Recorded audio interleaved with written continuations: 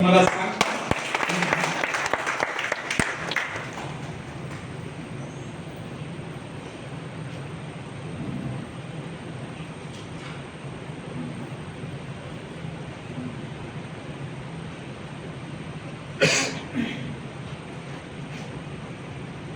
नागपंचमीच्या 25व्या पुण्यतिथीला श्रद्धांजली वाहताना प्राध्यापक मधु दंडवते यांनी लिहिली, नाथाला वक्तृत्वाची अमोघ देणगी होती.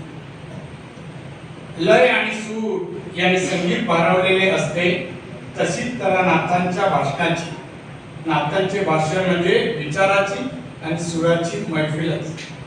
ते बोलू लागले की अनेक ग्रंथाचा आधार घेऊन गीता आणि उपनिषदे यांचे उद्धृत केली. बायबलमधील मानवतेचा संदेश त्यांना श्रोत्यांना ऐकविला.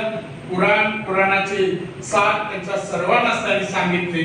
बुद्धाच्या करुणेचे दर्शन त्यांनी घडवले आणि शिखांच्या गुरुग्रंथाचा आशय श्रोत्याला त्यांनी समजले. हे ऐकले की वाटे, नाथ म्हणजे सर्व धर्म समभावाचे मूर्तिमंत प्रतीक.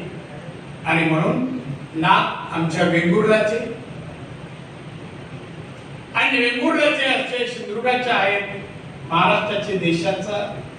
तेव्हा नाथ आमच्यात नाही, त्यांचे विचार राज्यात त्यांनी केले काम कर्तृत्व आपल्यात आहे. कायम स्मरण ठेवा आणि त्यांच्या विचाराचा पाठलाग करता आला तर करा, आत्मसात करून कार्यान्वित करता आलं तर करा.